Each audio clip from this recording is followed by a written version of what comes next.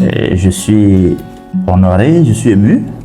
En réalité, dans le dispositif dans lequel nous sommes obligés de former la relève. Et former la relève, ça part des différents cours que nous donnons aux encadrements depuis la licence, en passant par le master jusqu'au doctorat. Le doctorat étant le diplôme le plus élevé au plan universitaire.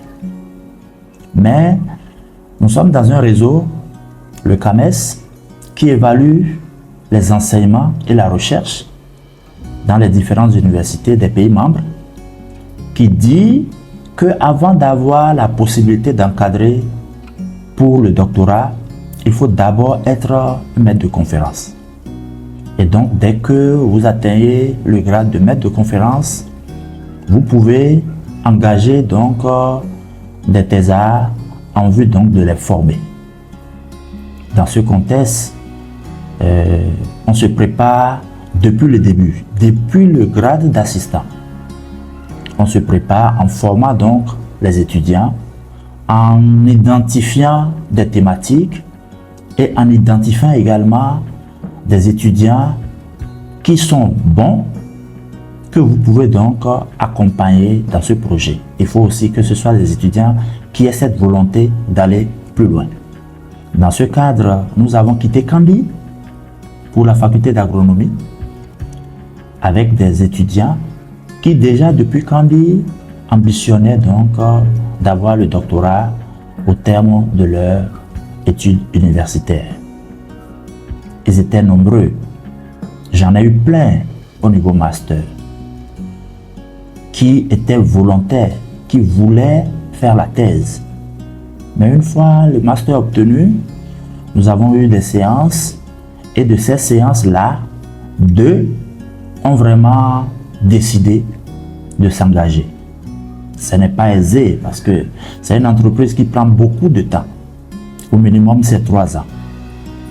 Et ça demande des moyens financiers, mais également, mentalement, il faut être préparé. Dans ce contexte-là, moi, je n'avais pas de projet pour financer, pour recruter donc des thésards qui vont travailler avec une bourse permanente pour faire le terrain. J'ai exposé toutes ces situations aux étudiants. Il faut dire qu'auparavant, les étudiants qui ont fait la licence avec moi et qui désiraient continuer les études, aller jusqu'à la thèse, je m'étais porté volontaire de les financer parce qu'ils n'avaient pas les moyens de faire le master. J'ai donc, pour plusieurs parmi eux, financé les 2 années de master en ce qui concerne donc leurs frais de formation et d'inscription. Depuis l'étude de dossier, en espérant garder donc les meilleurs là pour aller en thèse avec eux. Mais j'ai été surpris, j'ai été désagréablement surpris qu'après le master, certains ne voulaient plus continuer parce que n'ayant pas eu une bourse aussi au niveau du master, ceux-là ont sûrement hésité à faire l'aventure pour aller vers la thèse. Alors Joël et Roderick, c'était les 2 volontaires depuis le début et qui voulaient donc faire l'aventure. Je dis aventure parce que c'est le programme que j'ai présenté donc à ces étudiants. C'est au fil des années que nous allons chercher le financement.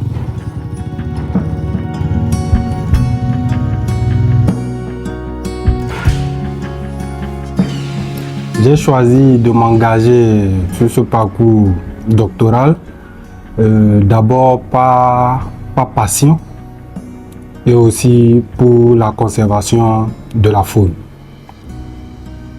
J'ai voulu apporter des solutions concrètes et innovantes aux défis de suivi écologique de la faune en Afrique. J'ai choisi de m'engager dans une thèse de doctorat, d'abord à cause de la curiosité intellectuelle. Je suis très curieux. Il y a également le besoin d'acquisition de compétences nouvelles après la licence et le master. j'aime aussi avoir l'esprit critique, donc afin de mieux aiguiser ce volet-là. Il y a également que dans notre contexte, afin d'accrocher les opportunités, notamment dans la recherche, mais également dans l'enseignement supérieur, c'était important d'avoir ce diplôme-là. Et je l'ai fait avec le professeur Nago, car j'ai déjà, depuis la licence, les travaux de licence, il a été mon superviseur. Et depuis cette époque, il avait commencé à constituer une équipe. Il avait une vision, renforcer l'équipe avec le temps et aussi en termes de capacité, de nombre, une ressource humaine capable de pouvoir entraîner d'autres, notamment dans les études liées à la gestion de la faune et des aires protégées. Si j'ai choisi de m'engager avec le professeur Nago, ça s'est fait de façon naturelle, ça s'est imposé naturellement.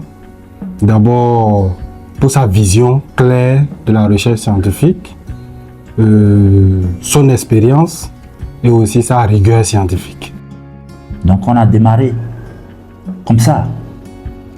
Et au bout, on n'a pas raté. Nous avons eu des financements pendant qu'ils étaient en thèse. Et donc, ma mission principale dans leur encadrement, c'était vraiment de servir de guide, de mentor, pour leur donner un appui scientifique, les amener à la rigueur, à l'éthique, leur donner un soutien humain, un soutien professionnel. Et comme nous n'avons pas les moyens au départ, les accompagner au plan financier pour qu'ils puissent donc prendre l'envol, quitte à ce que sur le chemin, ils puissent rechercher également des financements pour atteindre l'objectif. Ce qui a motivé à accompagner ces étudiants jusqu'au doctorat, je le disais tout à l'heure, c'est que c'est des étudiants volontaires depuis le début. Nous avons, avec Roderick, après sa licence, alors que ses parents vivaient à Porto Novo, il a choisi de revenir à Parakou pour faire un stage, pour se préparer pour le master. Ça nous a permis de commencer par rédiger des articles. Déjà, quand il a eu son mémoire de licence, Joël est revenu vers moi après que je l'ai envoyé en stage sur une ferme à Dassari. Il est revenu pour dire qu'il veut aller également faire son master. Nous avons eu le soutien de son oncle qui nous a accompagnés pour ce projet. Et avec Joël, pour le master, après la première année, nous avons pu avoir un financement IUCN qui nous a permis de faire la deuxième année, de faire le terrain, tout ça, sans beaucoup de contraintes financières. L'approche pour la supervision des doctorats, au plan pédagogique, nous n'avons pas été formés de manière particulière à cette tâche. Alors, j'ai pris donc ma responsabilité et je suis allé me former pendant 1 mois. Il y a un institut qu'on appelle ITOCA qui organise donc des cours de renforcement à des enseignants de manière accélérée pour donc pouvoir avoir la capacité de superviser des thèses. C'est vrai, on a fait le doctorat, on a vu comment on nous a supervisé, c'est une expérience, mais se former aussi, surtout en 7 ans, c'était également important. J'ai donc eu cette formation-là, mais à côté de cette formation accélérée que j'ai eue pour me préparer à la supervision doctorale, j'ai également la passion donc d'enseigner, la passion d'aller en brousse, la passion de faire la recherche. Et c'est un élément important. En termes d'approche, il y a une préparation méthodique. Et mes étudiants savent ça. À la lettre près, on corrige. Mais avec les thésards, nous avons besoin également d'une relation de confiance mutuelle. Ça doit faire partie des approches dans la supervision doctorale. On va jusqu'à connaître chacun la famille de son second. Parce que nous sommes engagés pour 3-4 ans. Il doit y avoir des éléments de bonne communication pour éviter des malentendus. Une attitude professionnelle, une attitude humaine.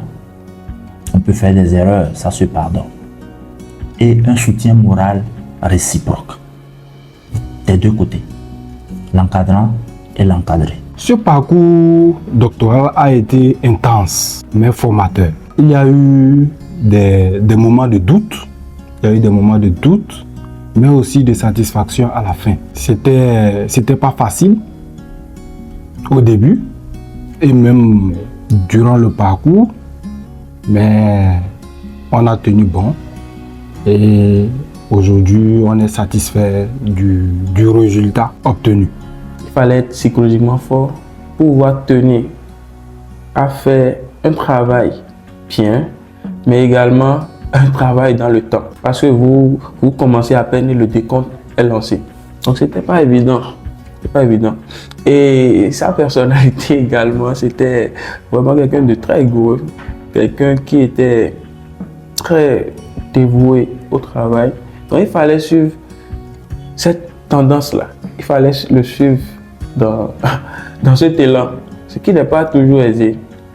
Il voulait parfois qu'on fasse mieux que la veille et parfois qu'on fasse mieux que lui.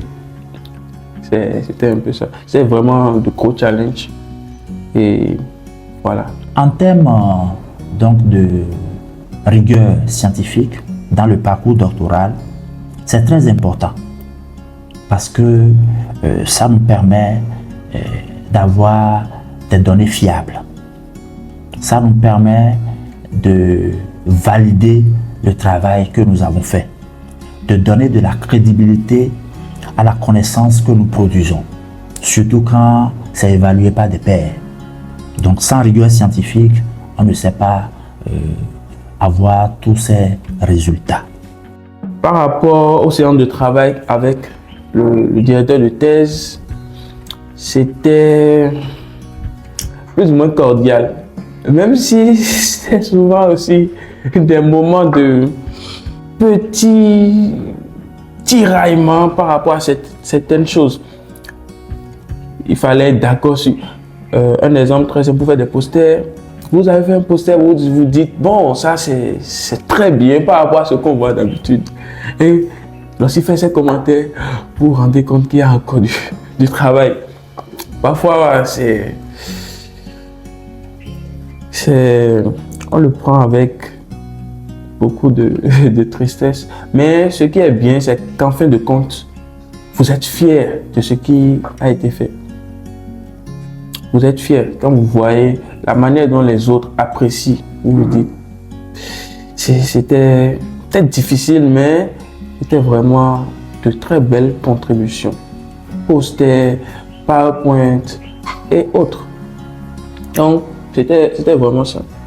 Parfois, lorsqu'on ne respectait pas les deadlines, c'était vraiment chaud. C'était un peu chaud et s'énervait parfois et tout. Les séances se déroulaient de façon intense, mais constructive. C'était important, les séances d'échange avec notre encadrant, c'était constructif, mais aussi elle permettait la gestion du temps, de savoir, après ces séances, j'arrivais à pouvoir m'organiser sur la gestion, par exemple, du temps. Au-delà de la recherche, il y avait beaucoup d'apprentissage, notamment la gestion des ressources humaines, la gestion du temps, la gestion du mental, la gestion de, la santé, afin de ne pas être indisponible longtemps. Il y avait tout ça là. Donc c'est beaucoup d'apprentissage. L'apprentissage est également lié à la pédagogie. Lorsqu'on vous dit de gérer des TP avec les étudiants, Lorsqu'on vous demande de coacher des mémorants, il y avait aussi comment rester dans la discipline du groupe, accepter les différences au sein du groupe et au sein du labo. Comment, même quand on n'est pas d'accord, lorsque la majorité décide d'un truc, comment pouvoir l'accepter. C'était beaucoup d'éléments liés à la société, liés à la personnalité, liés à voilà, la pédagogie et tout. Donc, j'ai beaucoup appris. Le regard que je porte aujourd'hui pour ce parcours, je voudrais remercier mon Dieu. Je voudrais remercier le Seigneur Tout-Puissant pour nous avoir accompagnés. Ce n'était pas évident. J'étais très proche des doctorants sur le terrain.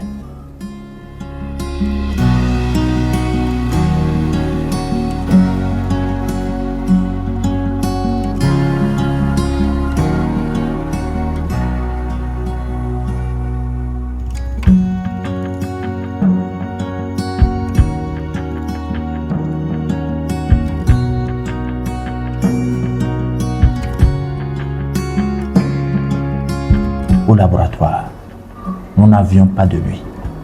À 3 heures du matin, quand je me réveille, je pense au sujet d'un doctorant. Je l'appelle à l'instant pour lui demander, mais il y a tel aspect que j'ai vu, mais je ne veux pas oublier. Donc, on va remercier le Seigneur de nous avoir accompagnés sur les voies, de nous avoir aidés à avoir des financements complémentaires, de m'avoir permis d'avoir également la possibilité d'aider ces doctorants-là financièrement. Et je voudrais en second lieu remercier ma famille, ma petite famille, pour les sacrifices que je leur ai demandés, que je leur ai imposés. Je voudrais remercier mon père pour son accompagnement. Je voudrais remercier également mes soeurs, mes frères. Et je voudrais remercier également mes 2 collègues de cet endroit que nous avons loué depuis 3 ans pour donner un cadre à nos étudiants.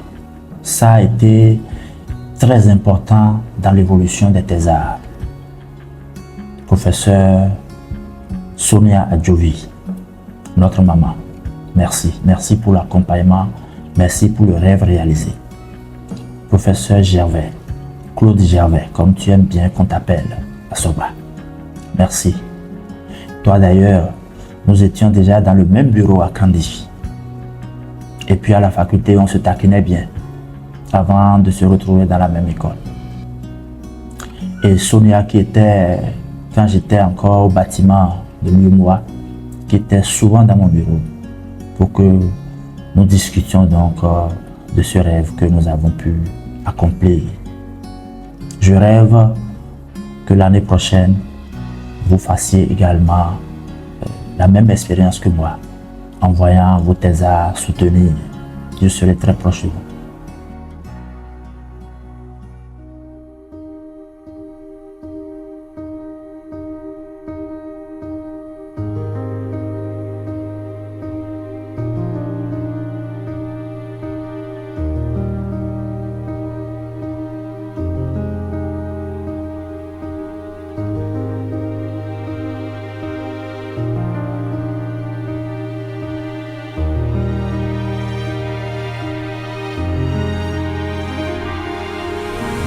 Le noir central de la forêt classée de la Lama, qui est passé d'un paysage dégradé à une forêt en voie de réhabilitation, témoigne du potentiel d'une gestion efficace.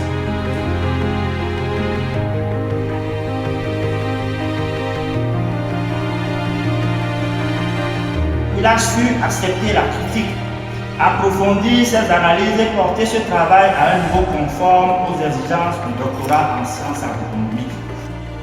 Je voudrais ici saluer sa capacité à décrocher des financements écrits, à présenter ses résultats devant des auditoires internationaux et à publier ses travaux dans des revues scientifiques de par la qualité des travaux réalisés, tout ceci avec humilité notoire.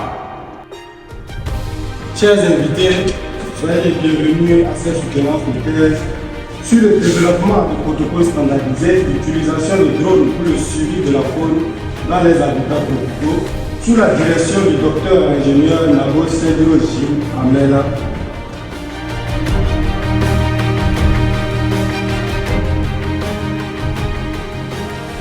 Il a su mener à bien un travail exigeant à l'interface entre écologie, statistique et intelligence artificielle, ce qui mérite d'être salué.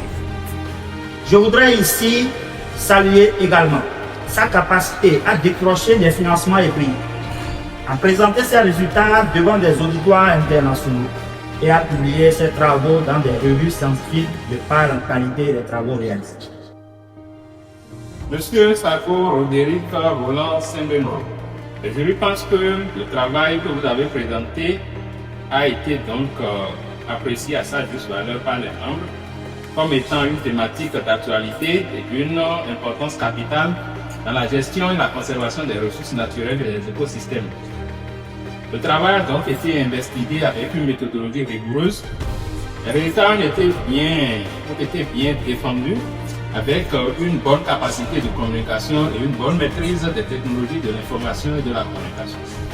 En outre, vous avez publié 2 articles et participé à des manifestations scientifiques.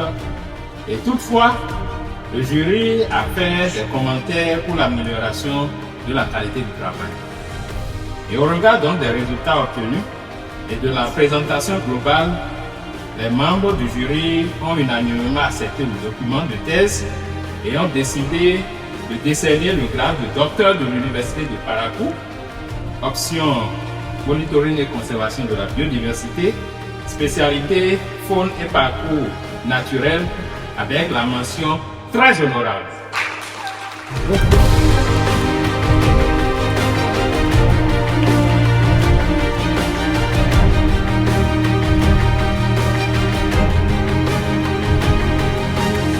Patience, de soir, Noël.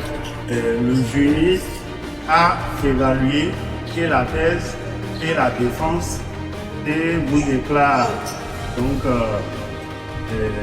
titulaire de doctorat en sciences agronomiques de l'Université de Parakou à poser de ce avec la mention très honorable.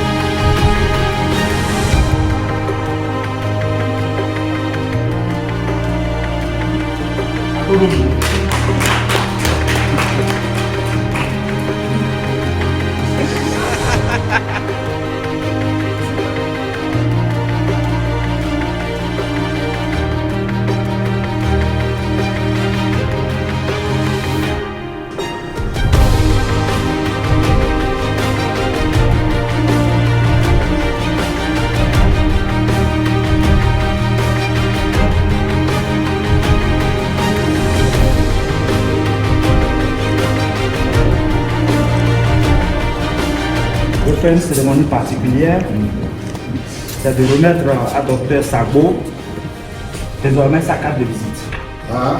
Donc tu vas donner la carte de visite. Je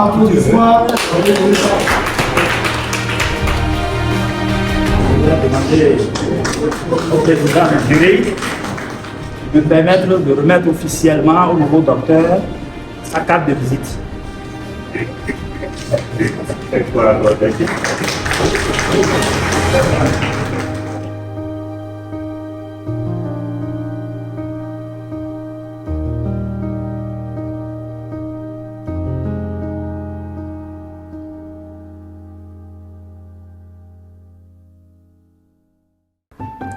Ce diplôme, c'est d'abord une fierté.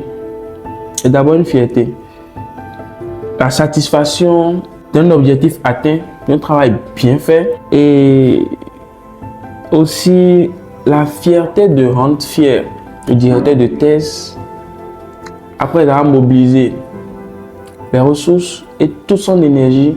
Il fallait quand même le rendre fier. Porter haut le nom de l'université, porter haut le nom du laboratoire, rendre fier également la famille, inspirer les jeunes qui viennent que Bien que ce soit difficile, on peut le faire. Je tenais à remercier sincèrement ce monsieur, le docteur Nago Gilles, qui, par sa patience, sa rigueur scientifique, son implication à tous les niveaux, ont permis de pouvoir aboutir à ce résultat et qu'est ce document final qui a été défendu devant des jurys pour l'obtention de ce grade de docteur en sciences et agronomiques à l'école doctorale des sciences agronomiques et de l'eau. Option monitoring et conservation de la biodiversité, spécialité faune et parcours naturel. J'ai un auteur qui m'aide dans la sélection des gens. C'est Warren Buffett. Et il y a une pensée de Warren Buffett qui me guide. Il y a 3 éléments dans la sélection donc de collaborateurs. Le collaborateur doit être intègre, il doit être intelligent et il doit avoir de l'énergie. Et quand on parle d'énergie, c'est d'avoir l'initiative, d'avoir la passion de ce qu'on fait. Mais comme le dit Warren Buffett, quand vous avez des collaborateurs qui sont intelligents, qui ont de l'énergie, mais qui ne sont pas intègres, mais ces collaborateurs-là, ils vont vous couler. Donc, c'est les 3, intégrité, intelligence et énergie. Mais sans l'intégrité, les 2 autres ne sont pas utiles parce que l'équipe ne tiendra pas. Et c'est également important dans une équipe de se tenir main à main. Maintenant que les 2 premiers ont pu soutenir Dr Sagbo, Dr Kwatia, je rêve pour les 2 suivants qui sont dans le pipeline. Je pense à Lambert Zuncheon et je pense à Omar. Donc je vous souhaite beaucoup de courage et je souhaite plein succès aux 2 premiers qui ont pu soutenir. Je souhaite que d'ici avril-mai, puisque je leur ai offert 3 mois de postdoc dans mon équipe, je souhaite qu'à la fin donc de ce postdoc de 3 mois, juste pour les lancer, qu'ils puissent décrocher des postdocs dans d'autres universités à l'international pour aller partager leur expérience ailleurs, apprendre encore d'autres personnes et revenir renforcer donc mon équipe. Revenir, que ce soit physiquement ou que ce soit virtuellement, revenir quand même parce que cette équipe ne va pas se briser. Je souhaite qu'ils aient la possibilité de s'insérer très vite et je souhaite voir leur famille épanouie et pouvoir m'asseoir un jour et dire voilà les premiers que j'ai pu former. Merci beaucoup, avec beaucoup d'émotion, beaucoup de joie et beaucoup de reconnaissance au Seigneur.